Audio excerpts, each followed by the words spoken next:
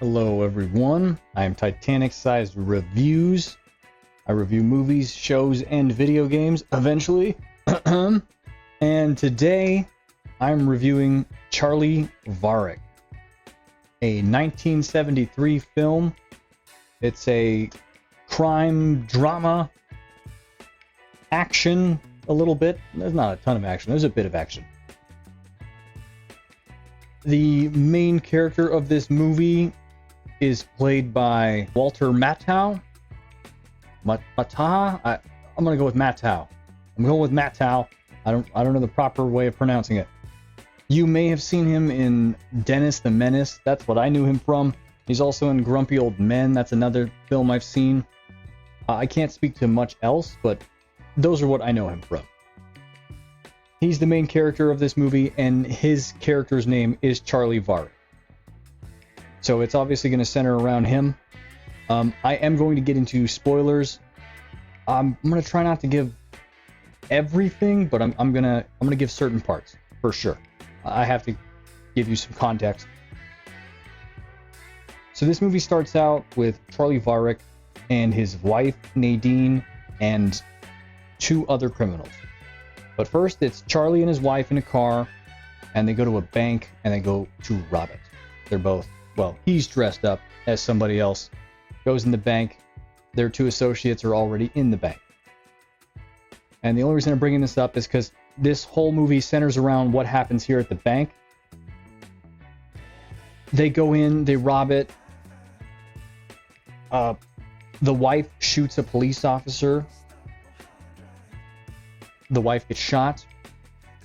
One of the criminals in the bank gets shot. I don't remember his name. He doesn't really get to say anything. He's just kind of there to point a gun and keep his security guard in check, which he doesn't do a very good job of because the security guard is the one who shoots him. Then the security guard gets shot.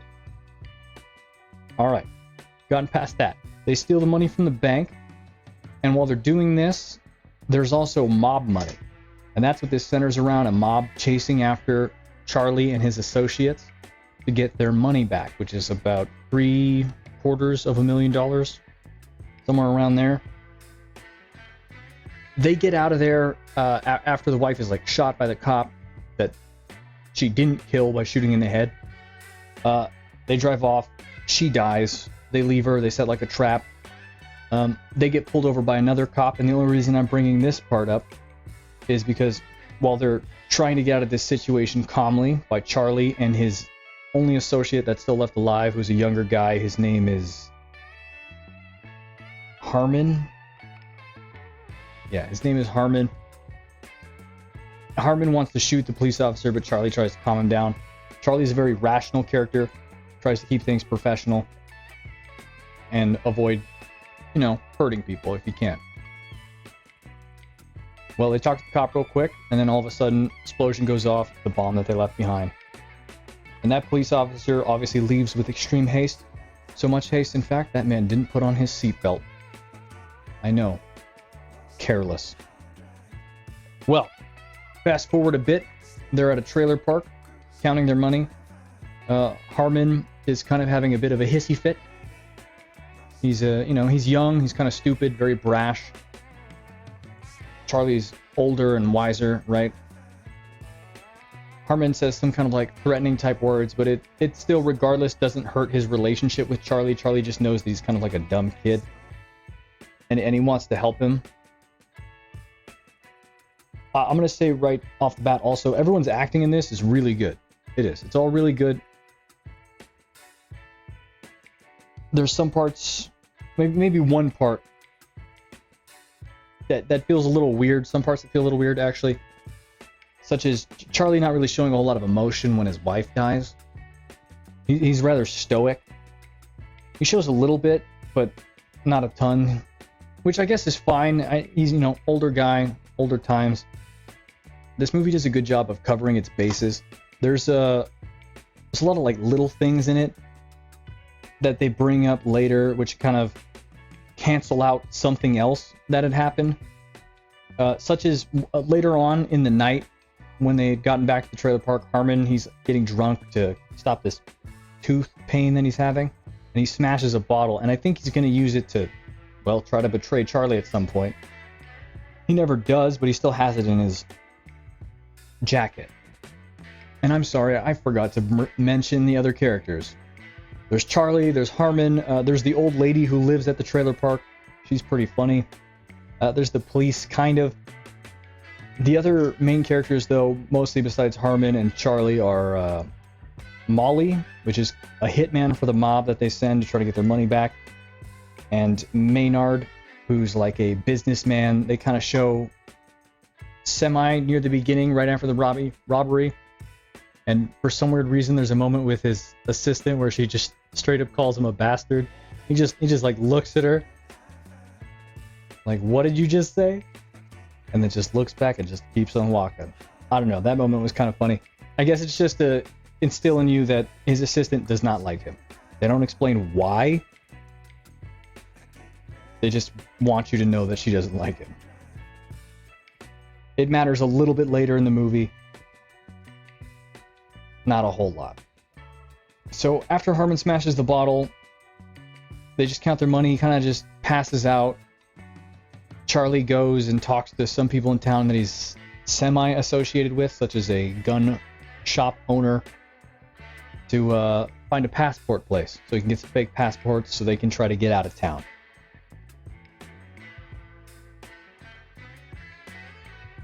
Goes to the passport place, pays the lady that's there, who's clearly digging this man. Says he's going to come back.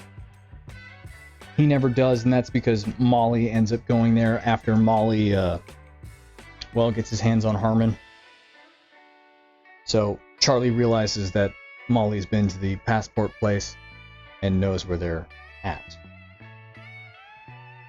I'm just bringing this up right now because Charlie's a smart character. He learns a whole lot. He knows a whole lot, is what I should say. He's very prepared. He's aware of what's going on. He sees something, he's skeptical of it, and just instantly kind of knows. I don't know how Charlie knows all this information. Besides him being a bank robber, which seems to be a relatively new thing for him. They kind of mention his past where he used to work for like a carnival. And he also flew biplanes for like stunts, I think. And then he went into crop dusting. I have no idea how he knows so much about crime, but he knows a lot. It's whatever. I'm not gonna worry about it too much. It's just it does seem a little weird. I'm gonna try not to spoil any more of the movie right here. I'm just gonna say that there's two parts that seem like slightly weird to me, where Molly goes to the passport girl and he just kind of like takes her into the back after he like stares at her ass for a moment, and then just straight up just smacks her in the fucking face. Just smacks her in the face. And then she gets like super friendly all of a sudden. They close the door. You know that they're having sex. They don't show it, obviously. They just close the door. You know they're gonna have sex. That's kind of weird. I don't know why she was like so agreeable, but maybe it's because she's in organized crime, so she's used to that kind of thing. So I kind of let that one go. Seemed a little weird. I think the rest of the movie does a really good job. That moment, though, seemed very strange. And then there's one more moment that's also strange, and that's where Charlie is inside the assistant's apartment. He kind of like pushes his way in through her door. Threatens her for a moment. And then she helps him reach her boss, Maynard. I like Maynard. I think he does a good job. And she just says not to trust him, and then they end up having sex. Another thing they don't show, but they show them in bed. I don't know what's going on there. I don't know how that man has so much riz, but he has a lot. He has so much. I don't know what happened. I have no idea what her thought process is. It looks like she even has a picture of her boss next to her bed. I don't know for sure if that's her boss, but it sure looked like it. It was just weird. I thought that was kind of a weird moment. Other than the two weird sex scene moments, The rest of the movie is really good. I think they do a really good job with it. So you know, this movie is rated PG. I don't know how. I don't know why. It was made in 1973, but still, seems kind of weird. There is violence. Not a ton, but there's a bit of violence. A bit. Not a ton. And like I said, those very awkward sex moments. All in all, though, I think it's a good movie. And I don't want to spoil any more of it, besides those small parts that I mentioned, and mostly the beginning. A little bit of character development. I'd recommend watching this movie. I would. I'd recommend it. It's an old movie, but it's a good one. I'd say it's a 9 out of 10. I think it's good. I think it does a good job. The little sex scenes kind of throw me off, especially for a PG movie, but it's entertaining. You can watch it right now on Tubi, at least at the time of me making this video. If you liked my video, please click subscribe, leave a like on the video. If there's anything you think I could work on, please let me know.